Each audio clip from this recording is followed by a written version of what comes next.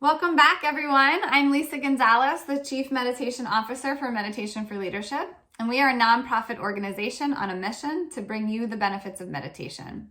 Today, as we continue our weekly wellness and wisdom series, we're going to be diving into grit.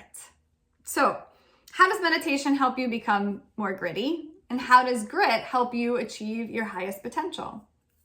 Well, this topic actually sparked my interest years back. I was an elementary school teacher for 15 years and came across the work of Angela Duckworth. Angela Duckworth did the research and is very well known around this topic.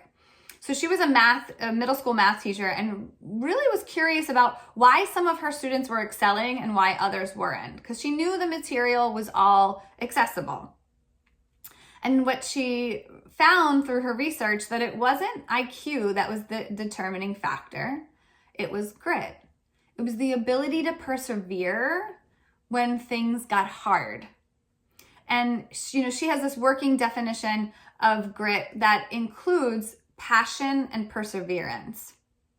Now, in Leading from Within, Steve Cohen, he takes that definition of grit and says, yes, it's passion and perseverance, but it's also effort and resiliency.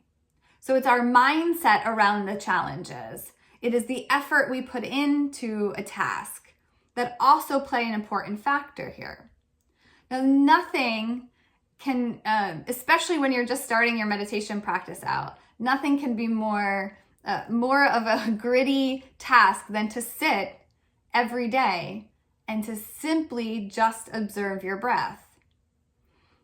But what we know, because Angela eventually left the classroom and took her research out into all different areas of life. She looked at the success factors of candidates at West Point, of teachers working in low-income schools, of salespeople in different avenues. All of it, the main thing that determined their success and whether they'd be there still in the long run was how gritty they were. And I think that whenever we start on a new topic, whenever we start or try to create a new habit, it takes grit, because there's a little bit of a catch-22 with meditation. In order to feel the benefits, experience the benefits of a consistent daily practice, you have to have a consistent daily practice. So in the beginning, there needs to be a little bit of trust. You have to commit to sitting for 10 minutes every day, feeling your breath, no matter how difficult it is, right? No matter how many times your mind wanders, starting again, practicing that grit, even the simple task of coming back to your breath when your mind wanders to the future or to the past, the simple task of coming back to your breath is in itself a practice in grit. Because your body is going to want to move. Your mind is going to tell you something else is more important. It's going to be a struggle in the beginning. This is practicing grit. I was recently speaking to somebody about these tasks. I was frustrated because they weren't sitting every day. And as I'm talking to them and we're trying to get to the bottom of it, I look over to my Peloton bike that was sitting there unused for probably the last 30 days. And the same concept, right? When there's something challenging or something that we don't want to do, it's easy to come up with 1,000 other things to do so that we don't have to do what's uncomfortable. But what we know is that successful leaders, they embrace that and they learn from their challenges and they move forward stronger. So why add effort and resiliency to this working definition of grit? Well, what we know is that effort is something that we each can individually control, right? Nobody else can do it for us. We are in charge of the effort we put into something. And when you have a task ahead of you that is challenging or uncomfortable, then we know when we become more aware and mindful of our challenges, of what's getting in the way, then we can change and dial up the amount of effort that we put into a task. And that's important, to take ownership of that effort, to take ownership of the ability to keep going no matter what obstacles we're facing. Resiliency is really, it's something that's been coming up a lot. And this idea of that each time we go through a challenge or a difficult time or, have a quote unquote failure, that we are still growing and learning from it. And any successful leader will tell you that the biggest lessons came from those challenges or the hardest times in their lives.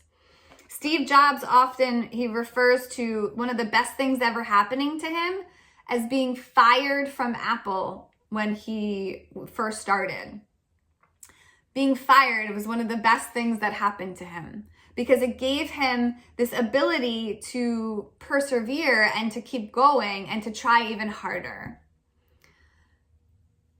It's natural for us to want things to be easy, and it's natural for us to shy away from the things that are more challenging. We want to be successful at what we do. We want to be good at what we do. So when things are challenging, it's a natural human emotion to want to push them away. But what we know is what's going to get you long-term, impactful, meaningful success in your life is not shying away from those things, is building up perseverance. It's not about perfection. It's about perseverance. It's about the effort we can put in. And it's about resiliency, is finding that ability, mental strength, to not be thrown so far off when something doesn't go our way. That's what real leaders do, is they take what has happened, they learn from it, and they keep going. Many of you have seen that graphic. Success is not a straight line. There's lots of twists and turns. But what the difference is to somebody who rises up is that they keep going. So we're gonna practice, again, just sitting still, using our breath as our tool to come back and start again, no matter how many times our mind wanders. And think of it, if you must, as a challenge, of a practice in grit. So come up to a nice tall spine. If you're sitting at a desk like I am, just let your feet come onto the ground. And maybe, this is an exercise you find yourself doing in those moments where you're so frustrated that you want to quit. Or in those moments you feel stuck. Invite your eyes to close and just feel your breath come in and out of your nose.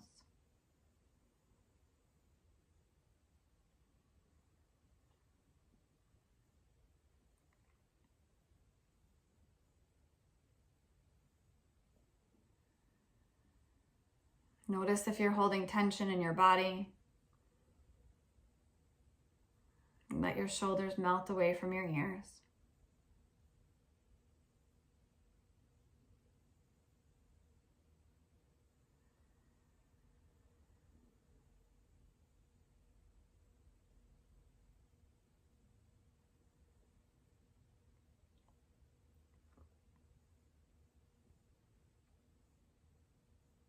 No matter how many times you wander, a thought comes into your mind and you start to follow it, come right back when you notice.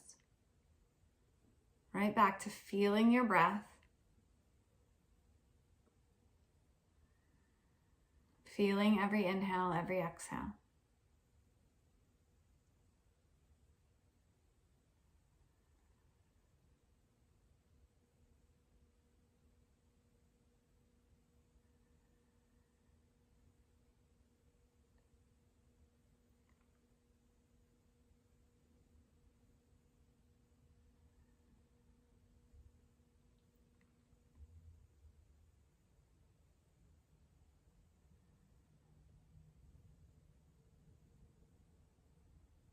Good. Take a deep inhale in. Big exhale out. Invite your eyes to reopen. Now, not only are you practicing grit with feeling every breath, paying attention in a particular way to every breath that comes in and comes out. By practicing grit, by starting again when your mind wanders. But you're practicing grit when you consistently commit to sitting for 5 to 10 minutes every day. No matter what, make it a non-negotiable. That's how you practice grit. Attach it to something you're already doing every day. I often tell people maybe it's right when you come out of the shower in the morning, or right after your morning run, or right after breakfast. Doing it in the morning helps because it's easier to get it in and you know the day doesn't get away from you. But find a similar time of day, a similar space. Doesn't have to be perfect. Remember, perseverance over perfection. Continue to let this practice teach you how to become more grittier just by sitting and following your breath. And then you'll notice that challenges won't throw you off the track so easily in all areas of your life.